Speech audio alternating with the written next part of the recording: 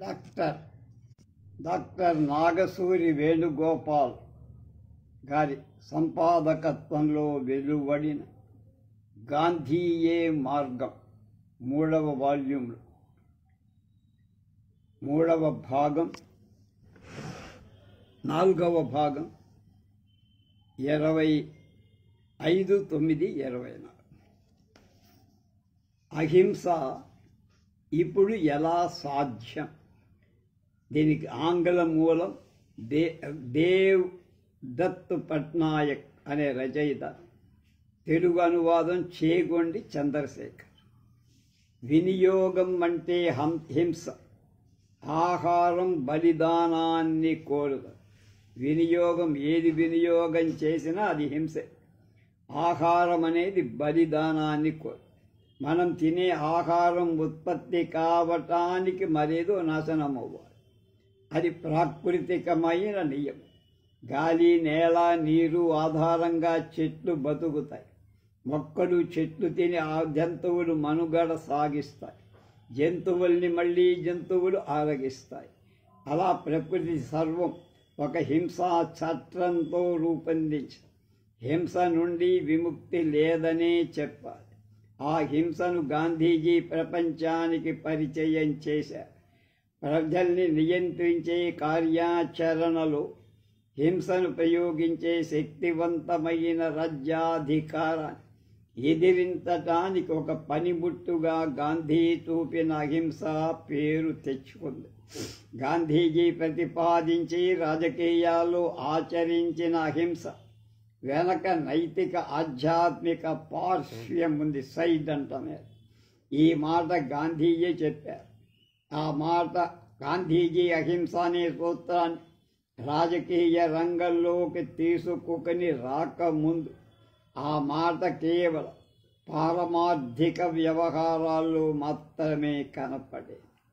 అహింస అనేది ఇవాళ శృతి మించిన వ్యాపార సంస్కృతిని అదుపు చేయటానికి మంచి మార్గం అనిపిస్తుంది. గాంధీజీ తన ఆహారపు అలవాట్ల విషయంలో, ఆహార్యం విషయంలో, భాషా ప్రవర్తనలో కూడా ఈ సూత్రాన్ని అమలుపరిచి సన్యాసిలా జీవించారు. మనం కూడా వ్యాపారాలు, వస్తు వినియోగంలో, ఆధునిక వ్యాపార నిర్వహణలో వాడుకోవాలి ఆ సూత్రం. ఈ రోజుల్లో ఆధునిక యాజమాన్యం వస్తు వినియోగాన్ని అపరిమితంగా పెంచి ఒక హింసాయుతమైన ప్రక్రియగా థింక్ బిగ్, ఆలోచనను విస్తృతపరచుకోండి లాంటి వ్యాపారాలు విస్తరించుకునే ఆలోచనలను, సిద్ధాంతాలు ప్రకృతి మీద, ఇతర వనరుల మీద ఇంకా ఎక్కువ హింసకే దారితీస్తుంది. ప్రజల్లో వస్తు వినియోగాన్ని పెంచే ఆలోచనలే ఈ ఆధునిక యాజమాన్యపు కిటుకు. ఇది ప్రకృతి మీద, వనరుల మీద హింసను ఇంకా ఎక్కువ చేయటమే. ఈరోజు సంపన్నులు తమ ఆహారపు అలవాట్ల విషయం శాకాహారులుగా మారి ఉన్నా కూడా వారి చుట్టూ ప్రకృతి మీద అనేక రూపాలు హింస కనపడుతూనే ఉంది. మన ఆధునిక యాజమాన్యపు ఆలోచన హింసను తగ్గించే వైపుకు తీసుకువెళ్ళలేమా? పరిమిత వస్తు వినియోగమే సరైన ఆధునిక యాజమాన్యం అని చెప్పలేమా? ఈ కాలంలో వెగాన్ అని, శాకాహారం అనే ఆహారపు అలవాట్ల పెద్ద పారిశ్రామిక వ్యాపారవేత్తలు పాటిస్తున్నారుగా. అయితే అహింస అనే భావన ఈ ఒక్క ఆహారపు అలవాట్లకు మాత్రమే కుదించి చూస్తున్నారు. కానీ వీరు పర్యావరణాన్ని నాశనం చేసి అనేక రంగాలలో పెట్టుబడులు పెడతారు, వ్యాపారం చేస్తారు. ప్రకృతి సమతుల్యతను దెబ్బతీసి దాంట్లో నుండి లాభాలను గడిస్తారు. ఇంకా భాషను వాడే విధానంలో కూడా హింసమని ఈ రోజుల్లో టీవీ చర్చలలో, నేతల ప్రసంగాలలో ఈ హింసాత్మక ధోరణి ప్రబల మానసిక సరళి మీద తీవ్ర ప్రభావం చూపుతోంది. ఇప్పటి వ్యాపారాలను 2 రకాలుగా జరిగే హింసగా మనం విభజించుకోవాలి. ఒకటి ప్రకృతిని నాశనం చేసేది, 2 మనం అంతరంగాన్ని ఆక్రమించి మన ఆలోచనలను ప్రభావితం చేసేది. ఉదాహరణకు, ఒకప్పుడు మధ్య ఆసియాలో ఉండే ఆరల్ సముద్రం ఇప్పుడు లేదు. ఆరల్ సముద్రం టెక్నాలజీని ఉపయోగించి ఆ నీటిని పత్తి పండించడానికి ఉపయోగించేసేవాడు. దక్షిణ అమెరికాలో అమెజాన్ అడవి, మన ఈశాన్య భారతంలో ఉన్న అడవుల విస్తీర్ణం కూడా తగ్గిపోతుంది. ఇవన్నీ పారిశ్రామికవేత్త అభివృద్ధి పేరిట చేస్తున్న వినాశం.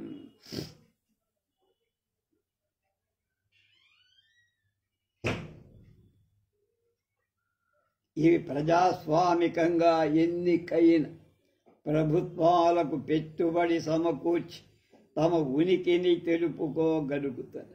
ఎన్నో కంపెనీలు మన ఆలోచన సరళని ఆక్రమించి మనతో ఎంత ఎక్కువ అయితే ఈ మిథ్యా వర్చువల్ ప్రపంచాన్ని వాడుకునేలా చేయటమే ఈ ఆధునిక యాజమాన్యం చేసే ప్రయత్నం.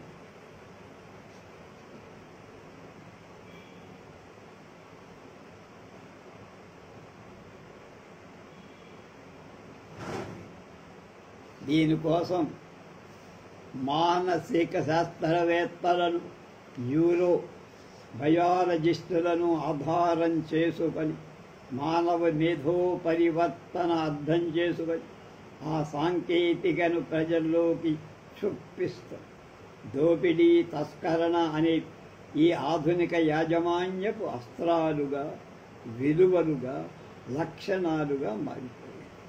ఈ ధోరణి మౌలాలు మధ్యయుగంలో ఉన్న రోమన్ మిలిటరీ సామ్రాజ్యంలో కనపడు. ఆ సమయంలో అనేక దేశాల మీద, ఖండాల మీద ఆధిపత్యం సాధించి ఈ ధోరణితో ఆసియా, ఆస్ట్రేలియా, ఆఫ్రికా, అమెరికాలలో తన వలసవాదులు వనరుల దోపిడీ చేశారు. అయితే ఈ ఆలోచనా పరులకు ప్రత్యామ్నాయ మన భారతీయ జైనిజంలో, బుద్ధిజంలో, హిందూయిజం ప్రాపంచిక దృక్పథంలో ఉంది. వేదాల్లో కూడా వీటి ప్రస్తావన. ప్రకృతి మీద ఆధారపడి మనం చేసే ప్రతి వినియోగం రుణగ్రస్తుణ్ణే చేస్తాం. రుణ విముక్తి మళ్ళీ ఇంకొక జీవి చేతిలో వినియోగింపబడినప్పుడే జరుగుతుంది. ఈ సూత్రం అన్ని జీవరాశులకు వర్తించేదే. కానీ ఒక్క మనిషి మాత్రం భూమి మీద ఉన్న అన్ని వనరులను తన ఆధిపత్యంలో ఉంచుకోవాలని చూస్తాడు. అయితే స్వయంగా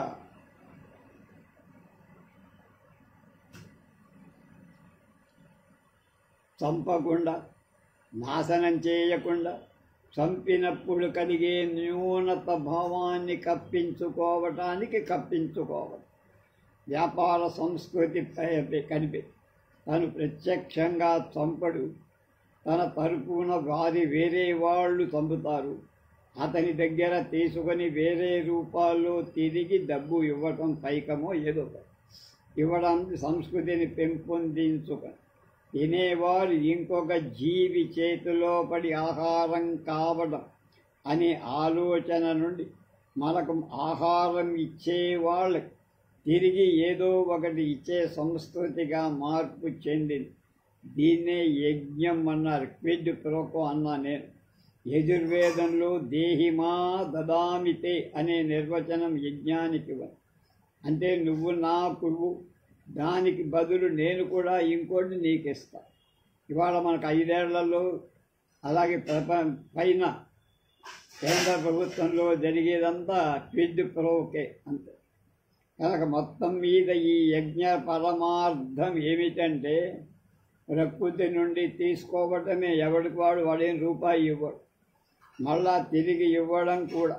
ఇప్పటి కాలంలో చేసే వ్యాపారాలు ఈ యజ్ఞ సూత్రాన్ని ఆచరణలోకి తీసుకురావాలి. వ్యాపారం అంటే దోపిడీ మాత్రమే కాదు, ప్రకృతికి తిరిగి ఇవ్వాలి, దానిలోంచి దోచటం కాదు.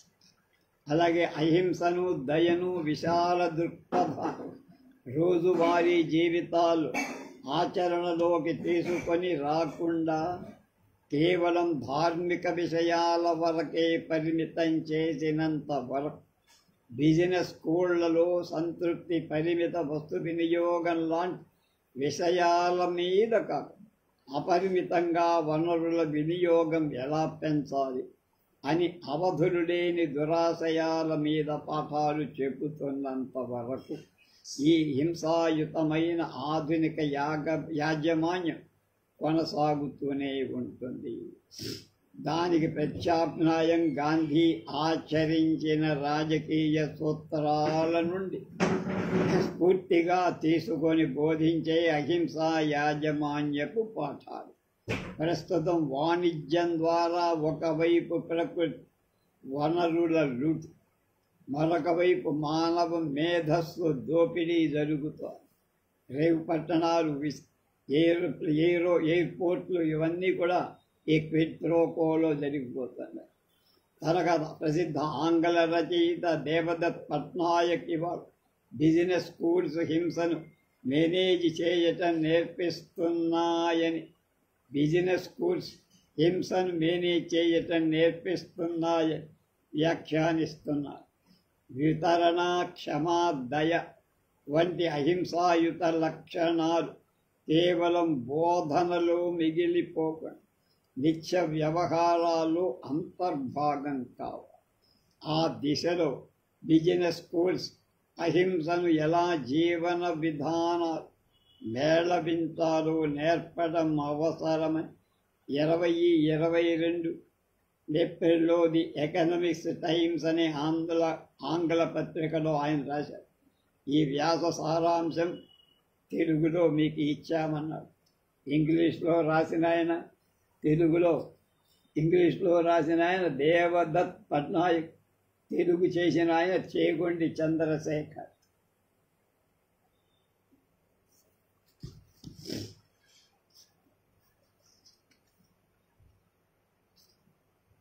మహాత్ముని మార్గదర్శి రాజ్చంద్ భాయ్, డాక్టర్ నందనూరు భాస్కర్ రెడ్డి రచయిత, ఆలోచనాపరు. అంటే గాంధీకి చెప్పకుండా మనకు తెలియని గురువు ఉన్నారు, ఆయనే రాజ్చంద్ భాయ్.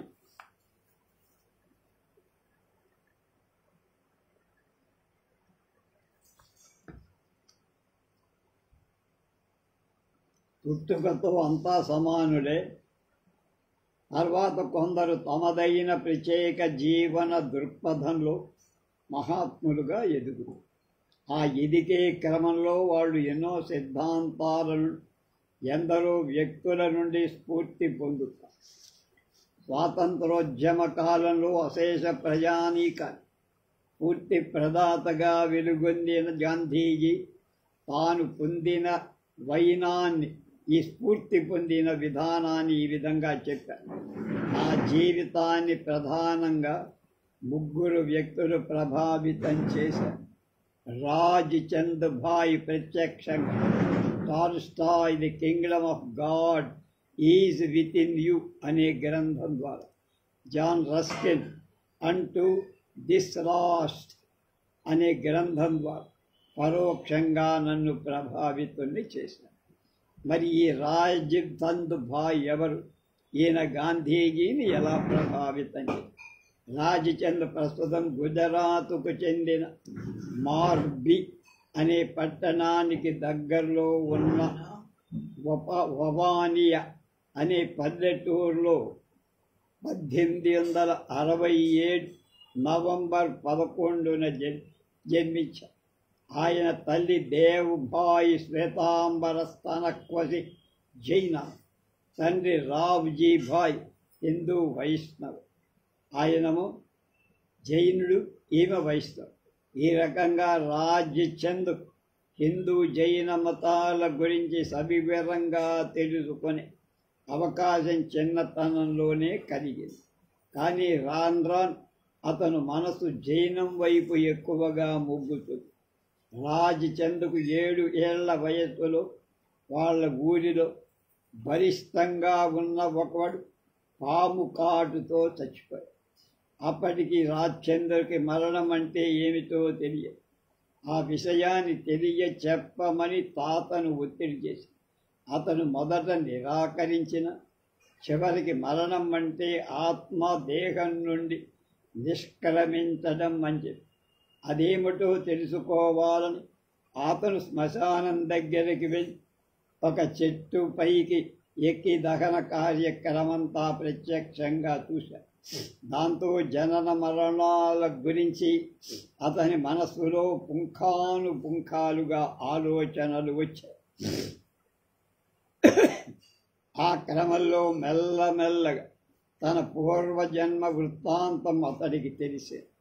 ఆధ్యాత్మిక సాధనలు తాను ఇదివరకటి జన్మల్లో చేరుకున్న స్థాయి గుర్తుకు వచ్చి అప్పటి నుండి అతని అంతరంగ శోధన మరింత తీవ్రతరమైపోయింది.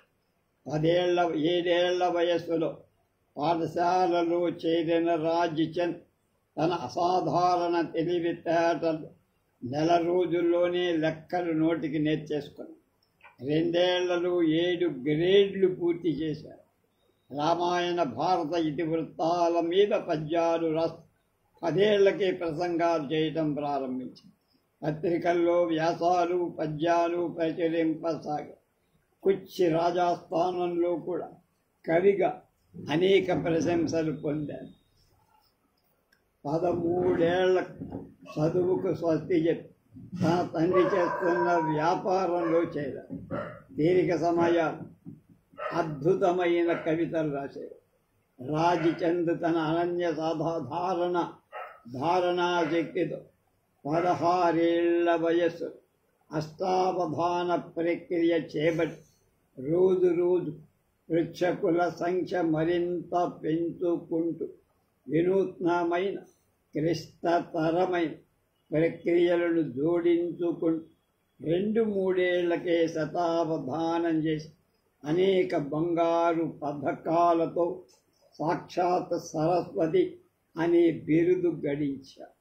20 ఏళ్ల వయసు రాగానే ఈ పేరు ప్రఖ్యాతు ఆధ్యాత్మిక అభివృద్ధికి అడ్డంకిగా తయారవుతున్నాయి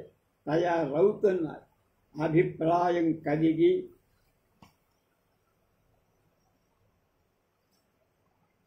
ప్రదర్శనలు ఇవ్వడం మానేశారు.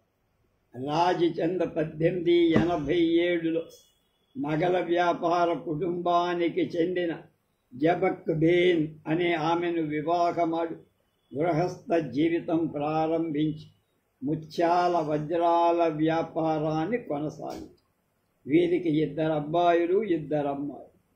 సంసారిక జీవితం కొనసాగుస్తేనే తన కఠోర సాధనా ఫలితం 23 ఏళ్ల చిన్న వయస్సులో జ్ఞానోదయం పొందారు.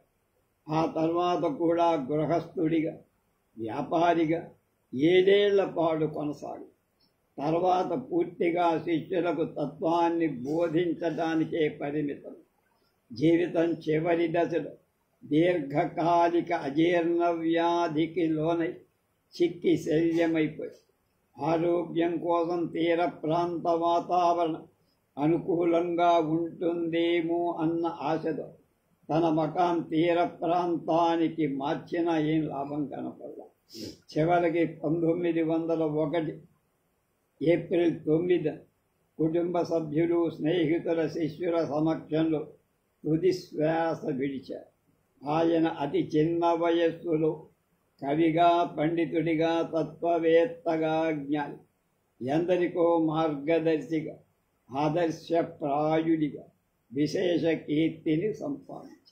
గాంధీజీ బారిస్టర్గా భారతదేశంలో అడుగుపెట్టిన మొదటి రోజైన 1891 జూలై 6వ తేదీన ఒక మిత్రుడి సహాయంతో రాజ్చంద్ను మొదటిసారి కలిశారు. అప్పటికి గాంధీజీకి రాజ్చంద్ కవిగా మాత్రమే తెలుసు. తర్వాత గాంధీజీ బొంబాయిలో గడిపిన 2 ఏళ్ల కాలం తరచూ రాజ్చంద్ని కలవడం, వీరిద్దరి మధ్య గాఢమైన బంధం ఏర్పడి రాజ్చంద్లోని నిర్మలత్వం, స్థితప్రజ్ఞత గాంధీజీ హృదయంలో చెరగని ముద్రలు వేసి గాంధీజీ అతన్ని ప్రేమతో రాజ్చంద్ భాయ్ అని పిలిచారు. గాంధీజీ దక్షిణాఫ్రికాకు వెళ్ళిన తరచూ ఉత్తర ప్రత్యుత్తరాలు జరిపేవారు. ముఖ్యంగా అక్కడి క్రైస్తవ మహమ్మదీయ మిత్రుడు మతం మార్చుకోమని ఒత్తిడి చేసిన సందర్భం తీవ్ర మానసిక సంఘర్షణకు లోనైన గాంధీ 27 ప్రశ్నలతో రాజ్చంద్ భాయ్కి ఒక ఉత్తరం రాశారు. బదులుగా రాజ్చంద్ భాయ్ రాసిన ఉత్తరం గాంధీజీ అనుమానాలన్నీ నివృత్తి చేయటమే కాక హిందూ మతంలో లోతైన విషయాలు అవగాహన చేసుకోవటానికి దోహదం చేసింది. ఆ ఉత్తరం తర్వాతి రోజుల్లో చాలా ప్రాముఖ్యత పొంది. ఈ రకంగా రాజ్చంద్ భాయ్ గాంధీజీ ఆలోచనలు, నమ్మకాలను అత్యంత మౌలికంగా, నిర్మాణాత్మకంగా మలచి భవిష్యత్తులో ఆయన మహాత్ముడు కావటానికి మార్గాన్ని సుగమం చేసి గాంధీజీ తన ఆత్మకథలో ఆయన ఏ పని చేస్తున్నా దాని పట్ల వ్యామోహంతో కాక నిష్కామంగా ఉదాసీనంగా చేయటాన్ని నేను చూశాను. ఎల్లప్పుడూ సహజ సిద్ధమైన స్వేచ్ఛాస్థితిలో వలలాడుతూ ఉండటాన్ని నేను గమనించాను. అనేక సందర్భాల్లో నాకు ఆయన ఆధ్యాత్మిక ఆశ్రయమిచ్చి మార్గదర్శిగా నిలిచారు. ఎనలేని స్ఫూర్తి నాకు అందించారు అని రాజ్చంద్ భాయ్ గురించి చెప్పు. రాజ్చంద్ర స్త్రీ నీతి బోధక, సత్వబోధ శతకం, మోక్షమాల, భావనా బోధ, ఆత్మసిద్ధి వంటి అనేక ప్రముఖ ఆధ్యాత్మిక గ్రంథాలు రాశాడు. అవి కాక అనేక ఉత్తరాలు, వ్యాసాలు, భజనలు కూడా రాశాడు. అపూర్వ అవసర్ ఏవో ప్యారే ఆహ్వి, హే ప్రభు హే ప్రభు షూ కహూ అనే భజనలు గాంధీకి అత్యంత ఇష్టమై వీటిని గాంధీజీ ఆశ్రమ భజనావళిలో చేసి వీరి నవీనమైన రచన దేశ విదేశాల్లో జైనులు అమితంగా ప్రభావితం చేసి వీరి శిష్యులు అనుయాయులు ఈయనవి ప్రేమతో శ్రీమద్ పరమదయాడు దేవ యుగ పురుష్ అని సంబోధించేవారు. ఆయన పట్ల గల అపార గౌరవం ఆయన పేరున దేవాలయాలలో, విద్యా సంస్థలలో, ఆశ్రమాలను నెలకొల్పి విద్యా ఆధ్యాత్మిక రంగాలలో విశిష్టమైనటువంటి సేవలు అందించసాగి 2002 సంవత్సరంలో గాంధీ జయంతి సందర్భంగా రాజ్చంద్ భాయ్ రవీంద్రనాథ్ ఠాగూర్ల తపాలా కవర్లను ముద్రించింది కేంద్ర ప్రభుత్వం. 2017 జూన్ 27న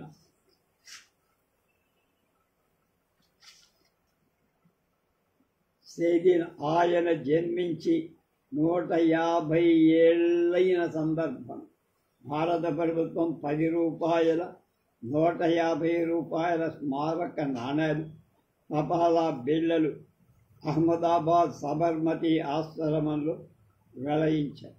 శ్రీమద్ రాజ్చంద్ర మరణించిన సందర్భంలో మనమందరం ప్రాపంచికమైన వ్యక్తులు, ఆయనేమో ఈ ప్రపంచానికి అతీతమైనవి. ముక్తిని పొందడానికి మనకందరికీ ఎన్నో జన్మలు వస్తాయి. ఆయనకు మరో జన్మ అక్కర్లా అని గాంధీజీ ఆయనకు ఘనంగా నివాళించారు. ఆయన మరణం తర్వాత కూడా ఆయన ఉత్తర దర్శనాలను గాంధీజీ తరచూ చదువుతూ ఉండేవారు. సన్నిహితులతో ఆయన గురించి మాట్లాడేవారు. సందర్భం వచ్చినప్పుడల్లా శ్రీమద్ రాజ్చంద్ర పట్ల గౌరవాన్ని గాంధీజీ జీవితాంతం ప్రదర్శిస్తూనే ఉండేవాడు. ఈ వ్యాసకర్త నందనూర్ భాస్కర్ రెడ్డి.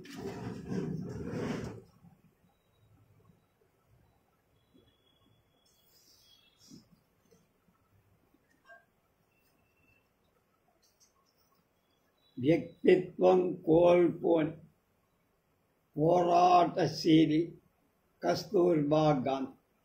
ఇంగ్లీష్లో దీన్ని రోహిణి హట్టంగడి అని తెలుసు కదా. గాంధీజీ సినిమాలో కస్తూర్బా వేసింది, చాలా సినిమాల్లో వేసింది. తెలుగు చేత లలితా శేఖర్ గోటేట్ అని ఆవిడ దీన్ని తెలుగు ట్రాన్స్లేట్ చేసింది. కస్తూర్మాత.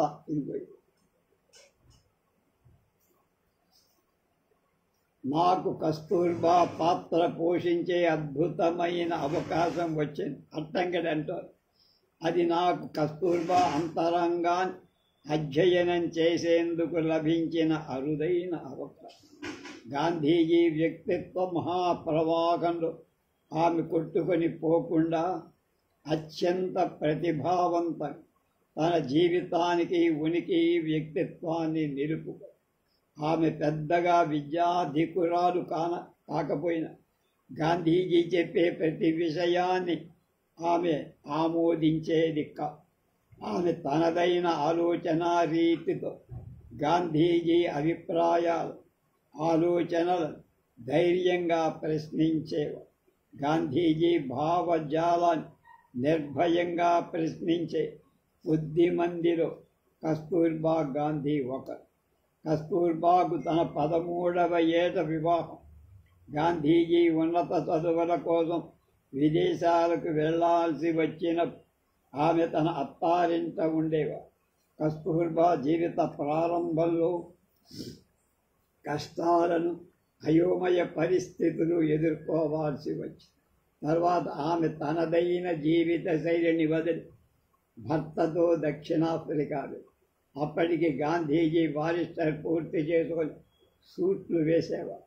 కానీ కస్తూర్బా మాత్రం నిరాడంబరమైన చీర ధరించి. గాంధీజీ ఆమెను ఫారిన్ తరహాలో చీరలు ధరించమని, కుచ్చుళ్ళున్న టాకెట్లను, ఎత్తుమడమల చెప్పులు వేసుకోమని, స్పూన్ ఫోర్కులతో ఆహారం తీసుకోమని ఆదేశించేవాడు.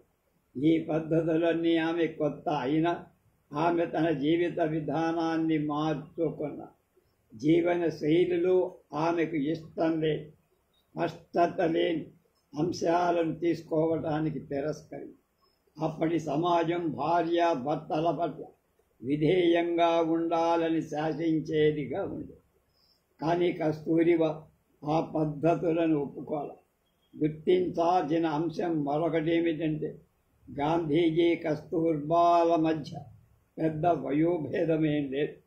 నిజానికి కస్తూర్బా వయస్సులో గాంధీ కంటే 6 నెలలు పెద్ద కనుక గాంధీజీ ఆలోచనలను, అభిప్రాయాలు, ఆదేశాలను ప్రశ్నించడం ద్వారా ఆమె గాంధీజీ అంతరంగాన్ని, కృషిని మరింత స్పష్టంగా తెలుసుకునేవారు. కస్తూర్బా పాఠశాలకు వెళ్ళి చదువుకోకపోయినా ఆమె తన సహజమైన ప్రజ్ఞ విషయాలను ఆకలింపు చేసుకునేది. అందువల్ల గాంధీజీ ఆమెను చదివించాలనే కోరుకుంది. గాంధీజీ స్త్రీ విద్యను, అభ్యుదయాన్ని కాంక్షించినది. కస్తూర్బాకు ప్రాథమిక విద్య కూడా లేకపోవటం చేత గాంధీజీ ఆమె తన సంభాషణల ద్వారా విద్యావంతురాన్ని చెయ్యాలని ప్రయత్నించేవారు. ఆమె ఎప్పుడూ విషయ పరిజ్ఞానాన్ని పెంపొందించుకోవడం, ఔత్సాహిక విద్యార్థినిల ఎన్నో ప్రశ్నలు ఆయన్ని సంధించాయి. గాంధీజీ దంపతులు దక్షిణాఫ్రికా వదిలి భారతదేశానికి తిరిగి వస్తున్న సమయం అక్కడి వారు కస్తూర్బాకు ఎంతో విలువైన ఆభరణాలు, వస్తువులు కానుకలుగా ఇచ్చారు. కానీ గాంధీజీ వాటిని దానంగా ఇవ్వాలని నిర్ణయించుకోవడం కస్తూర్బా ఖాళీ చేతులతో భారతదేశానికి తిరిగి రావాల్సి వచ్చింది. నిజానికి ఒక పెద్ద త్యాగం అది. ఆమె ఆ ఆభరణాలు తన కోసం కోరుకోకపోయినా అది తన కోడళ్లకు కానుగ్గా ఇవ్వాలనుకున్నారు. కానీ గాంధీజీ వాటిని కూడా అంగీకరించారు. గాంధీజీ ఇలా చెప్పారు, ఏదైనా సేవకు ప్రతిఫలాన్ని ఆశించినట్లయితే ఆ సేవను అమ్ముకున్నది. మనం మన సేవల ప్రతిఫలాన్ని ఆశించనంత వరకు ప్రజలు ఆ సేవలను మర్చిపో. ఆ విధంగా గాంధీజీ ఆలోచనలు, ఆశయాలను కస్తూర్బా తనలో జీర్ణింపచేసుకొని నిరాడంబరమైన జీవన శైలిని తీసుకున్నాడు. కొన్ని సందర్భాల్లో గాంధీజీ కూడా కస్తూర్బా ఆశయాలను, అభిప్రాయాలను, నిర్ణయాలను మార్చలేకపోయేవారు. కస్తూర్బా తనకు అంగీకారం కాని విషయాలను ఆచరించడానికి ఒప్పుకునేవారు కాదు. ఇది ఆమె దృఢమైన వ్యక్తి నైతిక. ఒక విషయం పట్ల కార్యాచరణకు పూనుకునే ముందు గాంధీజీ ఆమెను ఎన్నో ప్రశ్నలు వేసేవారు. గాంధీని అన్నమాట సంతృప్తికరమైన సమాధానాలు ఆమె రాబట్టే అవగాహన పెంచేకున్నారు. తర్వాత కాలంలో ఆమె ఆంగ్ల భాష చదవటం, రాయటం కూడా నేర్చారు. ఆమె గాంధీజీతో కలిసి చంపారణ్యం రైతుల పోరాటం భాగంగా వెళ్ళారు. ఆమెకు ఆ ప్రాంతపు స్త్రీలతో కలిసి పనిచేశారు. అక్కడి స్త్రీలకు విద్యతో పాటు వ్యక్తిగత శుభ్రతతో పాటు పారిశుద్ధ్యం, పరిసరాల గురించి అవగాహన బోధించేవారు. ఈ విధంగా కస్తూర్బా కృషితో సమాంతరంగా ప్యారలల్గా నడిచి జగదంబ నాటకంలో కస్తూర్బా ఆలోచనల దృష్టి కోణానికి గొంతు ఇవ్వటానికి మేం ప్రయత్నించాం.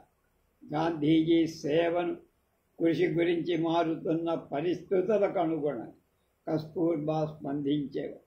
కానీ కస్తూర్బా తన పిల్లల పట్ల గొప్ప ప్రేమ, శ్రద్ధ ఉండే.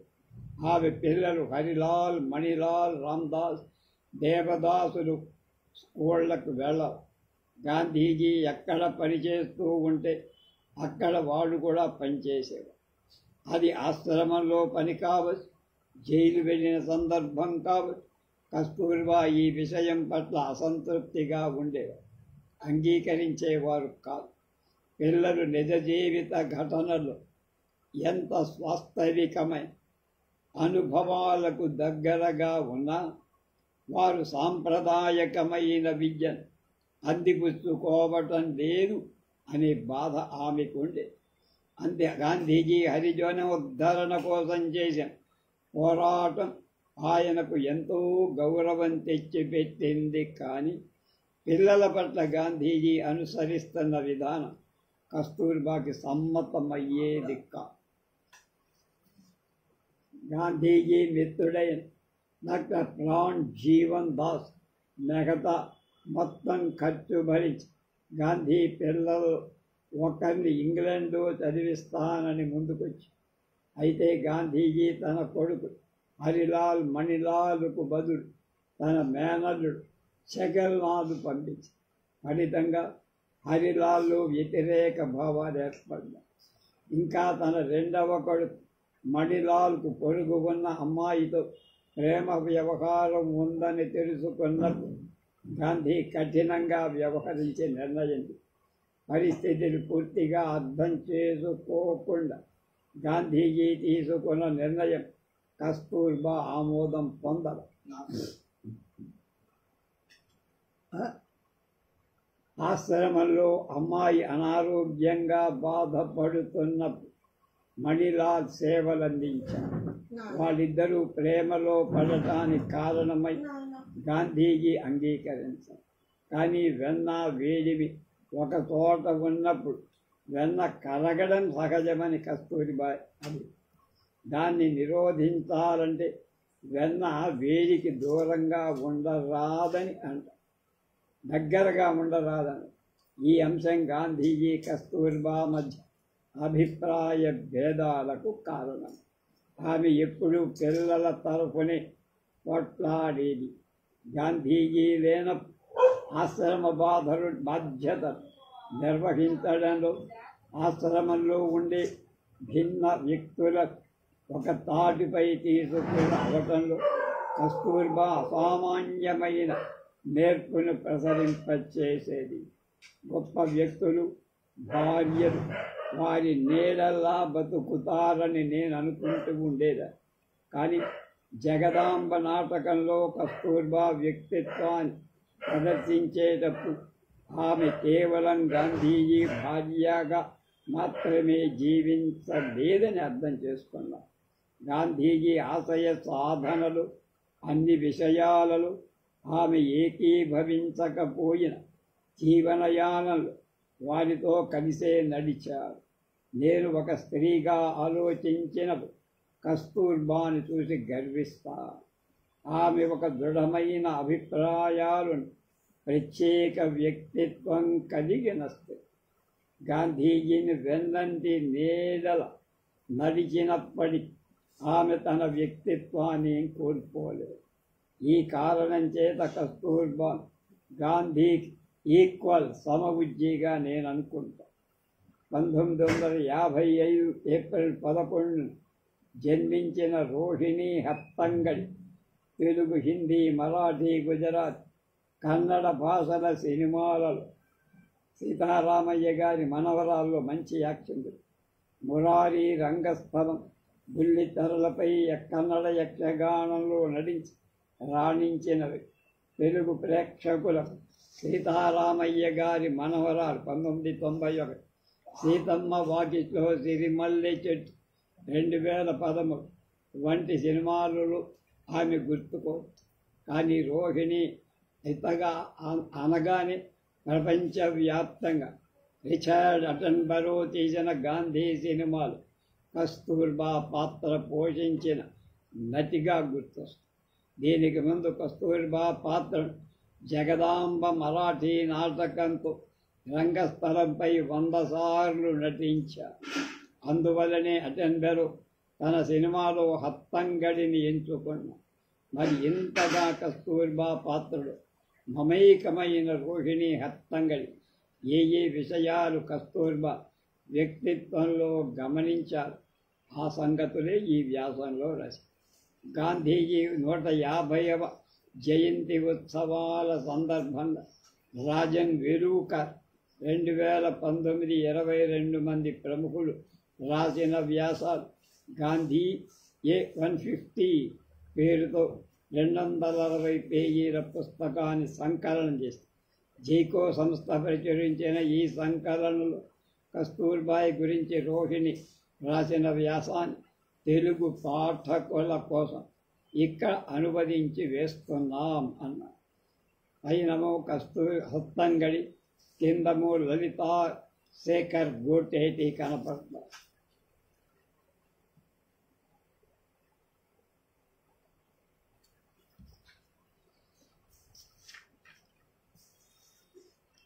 ఇవాళ చివరి వ్యాసం మతఛాయలెరుగని మైత్రీ బంధం, సయ్యద్ నసీర్ అహ్మద్ రచయిత పరిశోధన.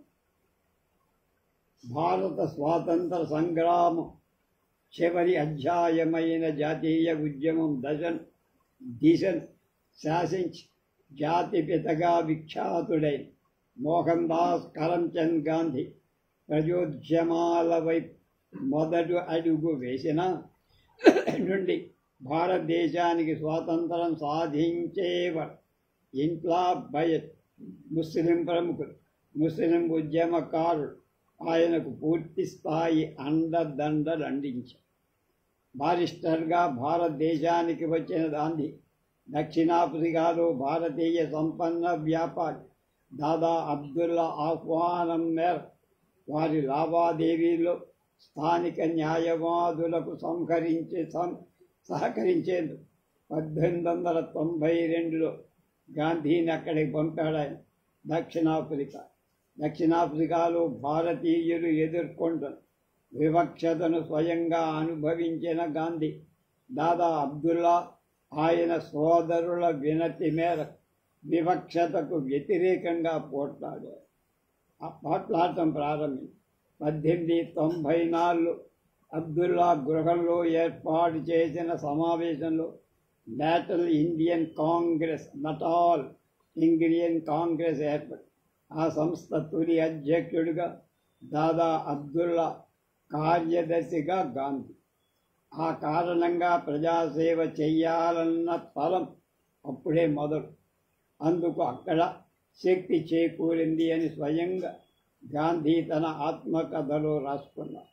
ఆయన 21 ఏళ్ల పాటు దక్షిణాఫ్రికాలో ఉన్న సమయంలో సాగించిన పోరాటం ముస్లిం ప్రముఖులు హాజీ ఈసా సమద్, అలాగే అబ్దుల్ గని, మహమ్మద్ కాసిం, కమరుద్దీన్ అదంజీ, మియా ఖాన్, దావూద్ సేఠ్ లాంటి వ్యక్తుల సంపూర్ణ సహకారం అక్కడ లభించింది.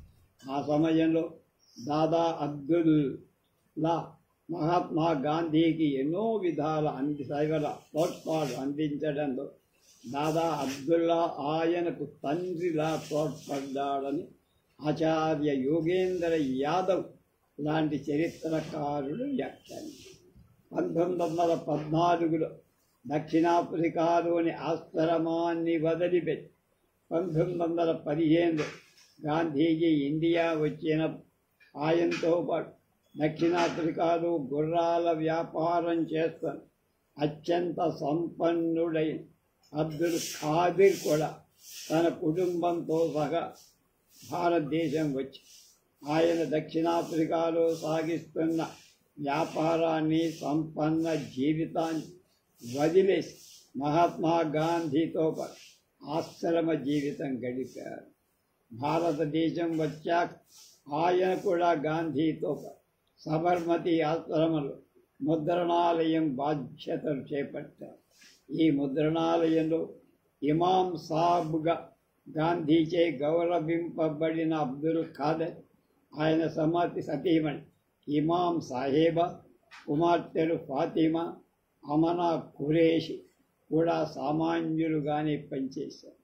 ఫాతిమా బేగం, అమనా ఖురేషి వివాహ సందర్భంలో ఇమాం సాహెబ్ సోదరుడి హోదాలో మహాత్మా గాంధీ తన పేరుతో పెళ్లి పత్రికలు వేయించి ప్రముఖులను వివాహానికి ప్రత్యేకంగా ఆహ్వానించి సబర్మతి ఆశ్రమంలో స్వయంగా దగ్గరుండి పెళ్లి జరిపించి మహాత్ముడు భారతదేశం రాగానే మొదటగా సత్యాగ్రహ ఆయుధంతో ఆంగ్లేయుల మీద విజయం సాధించిన పోరాటం 1917 నాటి చంపారన్ రైతాంగ, అది బీహార్ రాష్ట్రం. చంపార్ రాకముందే ఈ పోరాటానికి పునాది నిర్మించిన రైతు నాయకుడు షేక్ గులాబ్ 1857లో పుట్టి 1920లో మరణించారు. పాత్రికేయుడు పేరు మొహమ్మద్ మునీస్, ఈయన 1882లో పుట్టి 1949లో. గాంధీజీ చంపారన్ వచ్చాక వీళ్ళంతా ఆయన వెంటనే. ఈ చంపారన్ పోరాటం సందర్భంగా గాంధీజీ దక్షిణాఫ్రికా పంపించిన దాదా అబ్దుల్లా ఈయన.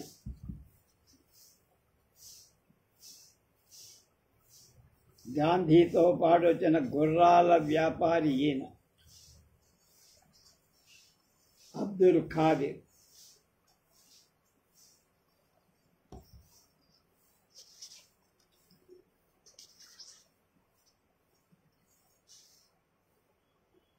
కర్మాగారాల ఆంగ్లేయ యజమానులు మహాత్మాది గాంధీ కార్యక్రమాలు అంతరాయం కల్పించేందుకు ప్రయత్నించడం మాత్రమే కాక ఆయన్ను చంపాలని ప్రయత్నం కూడా చేశారు. ఆంగ్లేయుల ఆ దుష్ట సంకల్పాన్ని బట్ట బయలు చేసి బతక్ మియా అన్సారీ, ఆయన 1867లో పుట్టి 1957లో చనిపోయాడు. ఈయన బతక్ మియా.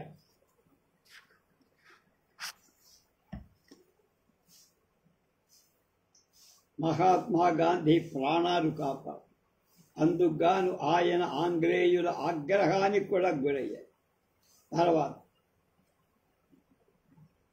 కష్టాలు పడ్డాడు. ఆయన ఈ విషయాన్ని 1950లో భారత ప్రథమ రాష్ట్రపతి డాక్టర్ బాబు రాజేంద్ర ప్రసాద్ వెల్లడించిన తర్వాత కానీ బతక్ మియా అన్సారీ సాహస చరిత్ర ప్రపంచానికి తెలియలా.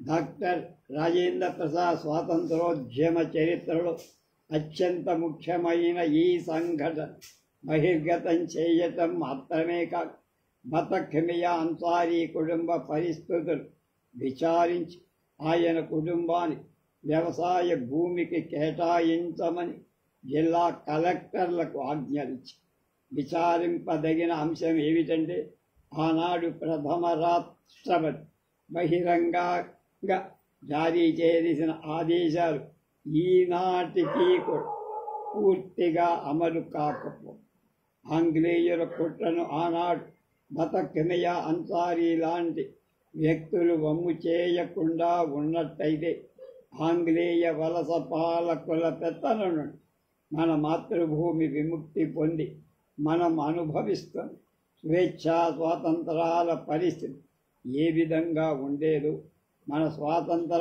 ఉద్యమ చరిత్ర మరే విధంగా రూపుదాల్చేదో ఊహించడం కూడా కష్టం. మహాత్మా గాంధీ భారత రాజకీయ రంగ ప్రవేశం చేశాక జాతీయ స్థాయిలో రంగం మీదకు వచ్చిన అతి పెద్ద ఉద్యమం ఖిలాఫత్ ఉద్యమం, సహాయ నిరాకరణ. ఈ ఉద్యమం సందర్భంగా ఆయనకు స్వతంత్ర సమరయోధుడు ఆలీ సోదరుడుగా ఖ్యాతి పొందినటువంటి మౌలానా మహమ్మద్ ఆలీ జౌహార్ 1878లో పుట్టి 1991లో మరణించారు. మౌలానా షౌకత్ అలీ 1873లో పుట్టి 1938లో చనిపోయారు. అండదండలు చెప్పారు. ఈ సందర్భంగా మహాత్ముడు జరిపిన పర్యటనలో ఆలీ సోదరులు కూడా పాల్గొన్నారు. మౌలానా షౌకత్ అలీ ఈయన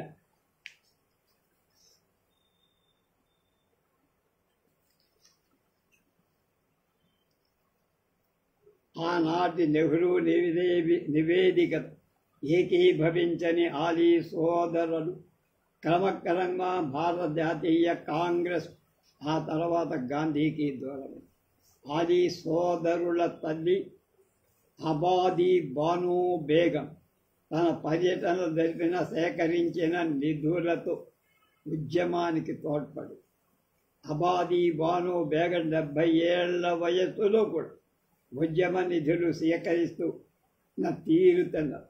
జాతీయ ఉద్యమంలోకి మహిళలు పురుషులను ఆహ్వానిస్తూ చేస్తున్న ప్రసంగాలు గమనించి బ్రిటిష్ ప్రభుత్వం ఆమెను ప్రమాదకర మహిళగా, డేంజరస్ ఉమెన్, బ్రిటిష్ ప్రభుత్వం ఆమెకు ఏ పేరు పెట్టుకున్నా మహాత్మా గాంధీతో పాటు ఇతర జాతీయ ఉద్యమకారులంతా ఆమెను అమ్మా జాన్ అని, బీబీ అమ్మ అంటూ ఎంతో గౌరవంగా పిలుచుకొని విఖ్యాత ఆలీ సోదరుల కుటుంబం నుంచి విచ్చేసిన అంజాదీ బేగం 1885-1940 తన కార్యశీలత ద్వారా సాహస మహిళగా గాంధీజీ నుండి ప్రశంసలు పొందారు. ఆమెను బ్రిటిష్ ప్రభుత్వం ప్రమాదకర కుటుంబం నుంచి వచ్చిన ప్రమాదకర మహిళగా రికార్డుల్లో నోట్ చేశారు. ఆ యోధురాలి కార్యదక్షత, కార్యశీలత మహాత్ముడు తన యంగ్ ఇండియాలో ప్రత్యేకంగా రాశారు. ఆమె అబాదీ బానో బేగం, ఆలీ సోదరుల తల్లి. ఈవిడ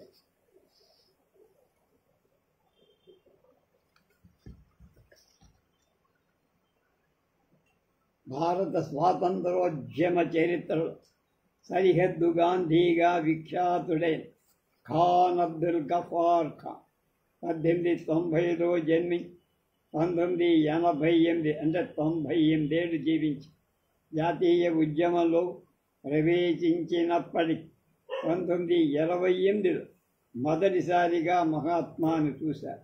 ఆయుధాన్ని ఆభరణంగా కలిగి ఉంటూ,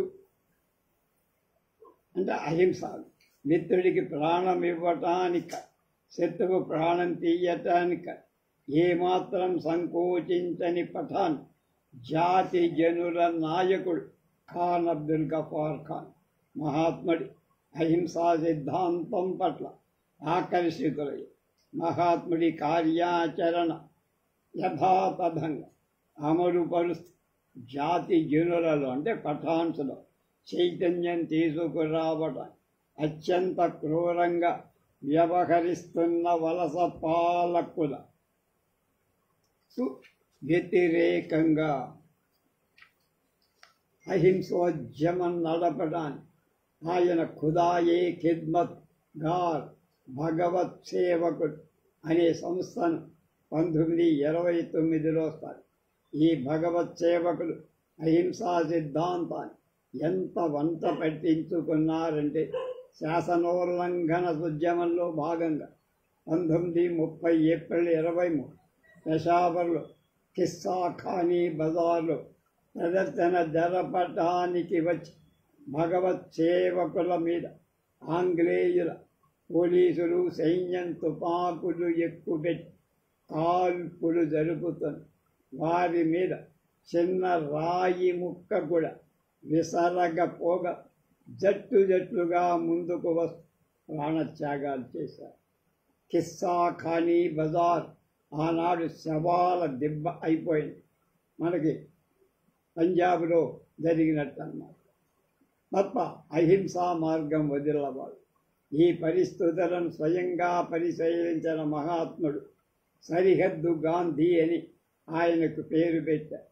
భారత జాతీయ ఉద్యమంలో చురుగ్గా వ్యవహరించడం, భారత విభజనను అంగీకరించకపోవడం సరిహద్దు గాంధీ ఖాన్ అబ్దుల్ గఫార్ ఖాన్ సుమారు 30 ఏళ్ల జైలు జీవితం ప్రవాస జీవితం గడపాల్సి వచ్చిన మహాత్మా గాంధీ మార్గాన్ని వీడకుండా సంపూర్ణ గాంధేయవాది తన జీవితాన్ని గడిపారు. జాతీయ కాంగ్రెస్ స్థాపన నాటి నుండి తయ్యాబ్జీ కుటుంబీకులు కాంగ్రెస్తో విడదీయలేని సంబంధాలున్న 1915లో మహాత్మాతో కలిగిన పరిచయం జస్టిస్ అబ్బాస్ తయ్యాబ్జీ 1854 1930 జీవితాన్ని మలుపుతి.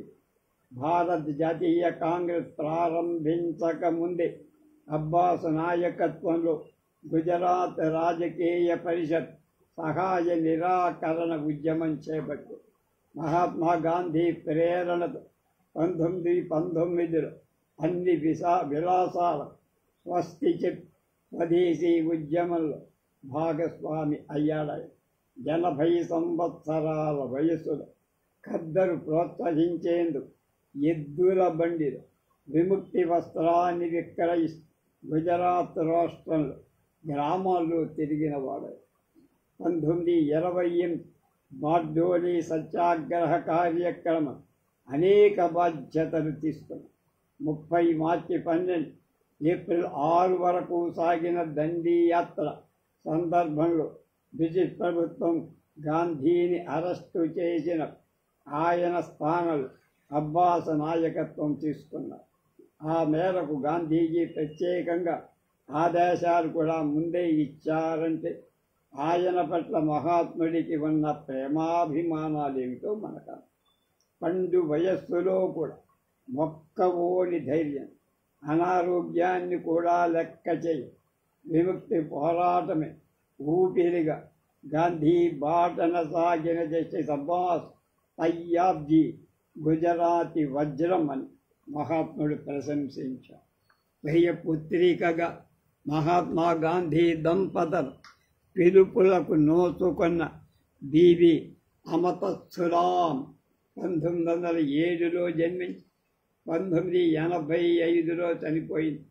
మహాత్ముని అహింసా సిద్ధాంతం కార్యాచరణ పట్ల ఆకర్షితురాలై 1931లో అతి కష్టం మీద గాంధీజీ నిర్వహిస్తున్న సేవాగ్రం చేరి ఆశ్రమం నిర్దేశించిన కఠిన నిబంధనలు పాటిస్తూ అంకిత భావంతో బాధ్యతలు నిర్వహిస్తూ జాతీయోద్యమంలో భాగంగా ఆమె జైలుకెళ్ళి జైలు నుండి విడుదల కాగానే సేవాగ్రామం వచ్చి బాపూజీకి వ్యక్తిగత సహాయకురాలిగా బాధ్యతలు చేరు.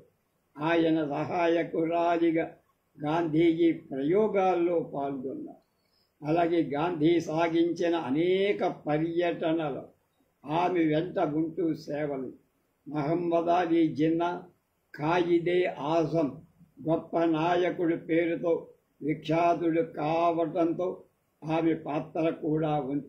మహాత్ముడు జిన్నాకు లేఖ రాస్తున్న సమయంలో ఏ విధంగా ఆయనను సంబోధించాలి అనే విషయం మీద మల్లగుల్లాలు పడుతున్న సమయంలో అమతస్సులం ఖాయిదే ఆజం అయితే బాగుంటుందని ఆ విధంగా గాంధీజీని సంబోధించడంతో ఖాయిదే ఆజం అనే పేరుతో జిన్నా బాగా ప్రచారంలోకి వచ్చారు.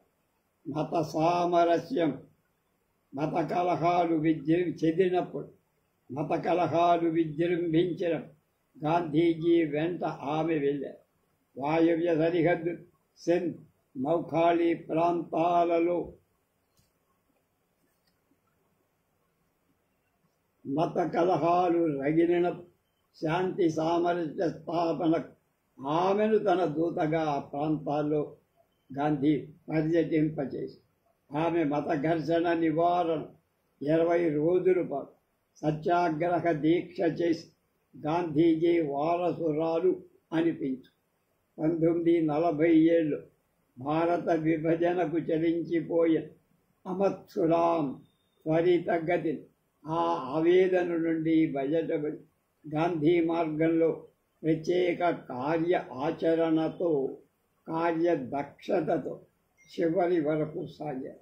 ఈ విధంగా గాంధీయ మార్గంలో కొనసాగుతూ జాతీయోద్యమంలో మహాత్మా గాంధీ సన్నిహితంగా మెలిగిన వారి అగ్రగణ్యుడైన వారు యోధుడు మౌలానా అబుల్ కలాం ఆజాద్.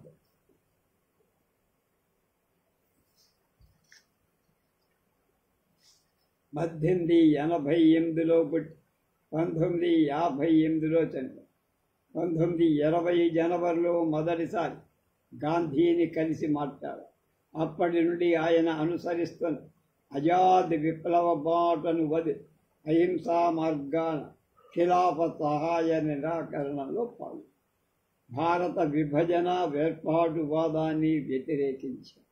47 ఆగస్టు గాంధీజీ మీద ఒత్తిడి మీద విద్యాశాఖ మంత్రిగా బాధ్యతలు స్వీకరించి తొలి విద్యాశాఖ మాత్యులుగా భవిష్యత్ తరాలను తీర్చిదిద్దే విలక్షణమైన విద్యా ప్రణాళికలు రాశారు. మహాత్ముని సహచరులుగా అనుచరులుగా పురుషులతో పాటు చాలామంది మహిళలు సన్నిహితంగా మెలుగుతూ జాతీయ ఉద్యమంలో పాల్గొన్నారు.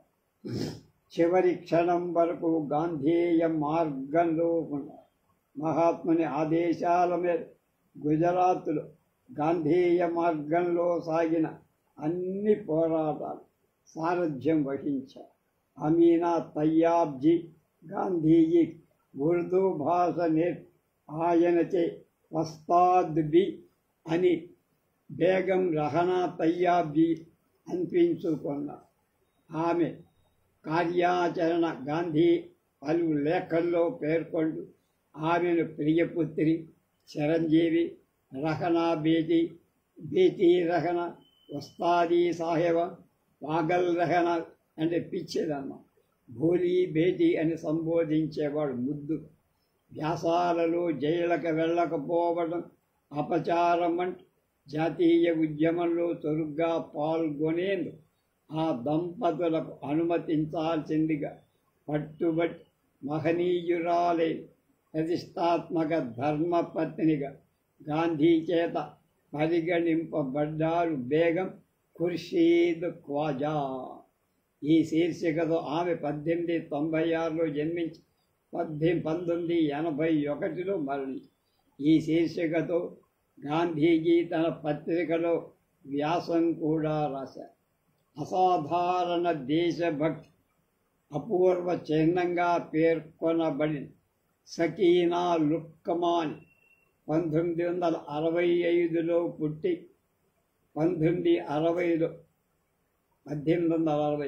గాంధీజీ అనుసరిస్తూ వారి ఆదేశాలు తూచా తప్పకుండా ఆ కారణంగా తయ్యాబ్జీ పరివారం అసాధారణ ధైర్య సాహసాలు ప్రదర్శించి అంటూ గాంధీజీ వ్యాఖ్య. తల్లిదండ్రులకు మించిన త్యాగశీలత బేగం జహారా అన్సారీ 1988లో చనిపోయింది. ఎప్పుడు పుట్టింది? మహాత్ముని శుభ ఆశీస్సులను ఆమె చాలా కాలం గాంధీజీ వద్ద ఆశ్రమంలో గడిపారు. ఈ సందర్భంగా ఆమె కూడా గాంధీజీకి ఉర్దూ ఉపాధ్యాయురాలై డాక్టర్ ముఖ్తార్ అహ్మద్ అన్సారీ 1880లో పుట్టి 1936లో చనిపోయారు. ఆయన సతీమణి షంసున్నీసా అన్సారీ 1938లో చనిపోయారు. సహాయం ఆ దంపతులిద్దరూ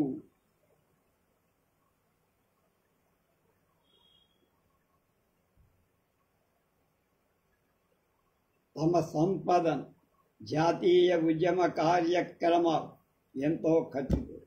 ఆ దంపతుల త్యాగ నిరతిని ప్రస్తావిస్తూ తన నవజీవన్ పత్రికలో అన్సారీ ధర్మశాల శీర్షికతో మహాత్మా గాంధీ వ్యాసం కూడా. ఆ వ్యాసంలో బేగం షంసున్నీసా అన్సారీ ఎన్నో విధాలుగా మెచ్చుకుంటూ చివరికి అన్సారీ బేగం సమక్షాన శ్రద్ధాభావనతో మా శిరస్సు వంగిపోతుందన్నారు అంటూ ఆమె కార్యదక్షతను కార్యశీలతను మహాత్మా ఎంతో గొప్పగా ప్రశంసించారు. గాంధీతో పాటు ఆయన నాయకత్వంలో నడిచిన ముస్లింలందరినీ ఒక చిత్రంలో చూపించారు.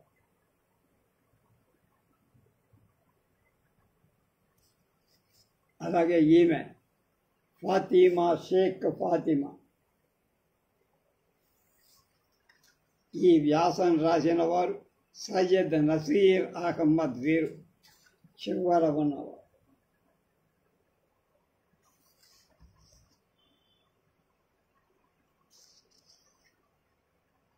రేప్ తొలి భారతీయ పర్యావరణ ఆర్థిక శాస్త్రవేత్త అని జేసీ కుమరప్ప వ్యాసాన్ని డాక్టర్ నాగసూరి వేణుగోపాల్ అనువదించారు. అది చూద్దాం.